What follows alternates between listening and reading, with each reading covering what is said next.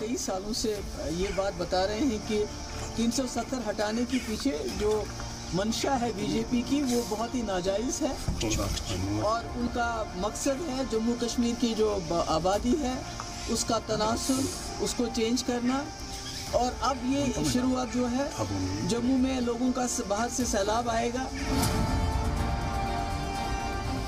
क्या महबूबा मुफ्ती सरकार के फैसले पर जम्मू के मकामी लोगों के दिमाग में डर भरने की कोशिश कर रही है? जम्मू में 1 साल से ज्यादा वक्त से रह रहे लोगों को वोटिंग का हक देना महबूबा को रास नहीं आ रहा। वो इस फैसले की मुखालिफत भी कर रही हैं और मकामी लोगों को ये बताने की कोशिश भी कर रही हैं कि बाहरी के नाम पर उनके साथ साजिश की जा रही है, जिसकी वजह से न सिर्फ वहाँ का जो डोगरा कल्चर है उसको नुकसान होगा, बल्कि जो वहाँ का कारोबार है, वहाँ की नौकरियाँ हैं, वहाँ के जो हमारे पास जो वसाइल हैं उनके ऊपर डाका डाला जाएगा।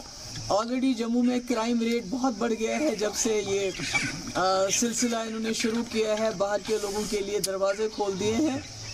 तो मेरा ये कहने का मकसद है कि ये कोशिश करते हैं कि जम्मू और कश्मीर को मजहब और इलाकाई बुनियादों पे लगाने की।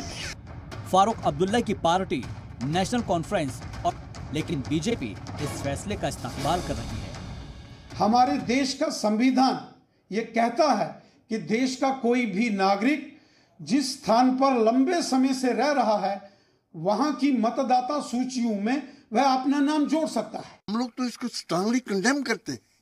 ये कैसे जस्टिफाई करेंगे? 10 आदमी 20 आदमी कल ही सुबह वो अपने रिश्तेदारों को बुला लेते हैं, 150 आके यहाँ बैठ जाता है। अब पूछना किसको? उनको ही पूछना है। उसने वो कहेंगे हाँ साहब हम यहीं रहते हैं, 1 साल हो गया मुझे रहते हुए, तो आपको सर्टिफिकेट दे देंगे। सर्टिफिकेट बनाने वाले भी यही है। इस वक्त जम्मू कश्मीर में 76 लाख वोटर्स हैं और सरकार के इस फैसले के बाद 25 लाख वोटर्स के बढ़ने का अंदाजा है। इस हिसाब से देखा जाए तो जम्मू कश्मीर में अब 1 करोड़ से ज्यादा वोटर्स हो जाएंगे। 1 साल से ज्यादा वक्त से जम्मू में रह रहे लोगों को वोटिंग का हक दिए जाने का मतलब ये हुआ कि बाहरी रियासतों से आकर जम्मू में रह रहे लोग, फिर चाहे वो मजदूर हों या सरकारी मुलाजिम या फिर स्टूडेंट, ये सभी जम्मू के वोटर होंगे। सिक्योरिटी एहलकारों के जवान भी वोट कर सकेंगे। पीडीपी और नेशनल कॉन्फ्रेंस जैसी मकामी जमातों को लगता है कि इस फैसले से सबसे ज्यादा फायदा बीजेपी को होगा। देखिए, जम्मू कश्मीर भारत का एक सुंदर सा प्रांत है। 370 हटने के बाद अब वहाँ पे बहुत सारी ऐसी नियम थे जो अब सामान्य हो चुके हैं। तो ऐसे में जो भी सरकार का निर्णय होगा, जो भी उसको सबको मानना ही पड़ेगा। किसी के विरोध करने से कहीं वोटर बनना और बनना तो नहीं हो सकता है। जम्मू कश्मीर में इस वक्त वोटर लिस्ट तैयार करने का काम जोर शोर से चल रहा है।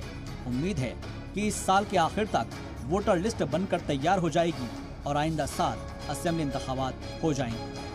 रवि त्रिपाठी और खालिद हुसैन के साथ ब्यूरो रिपोर्ट, जी मीडिया।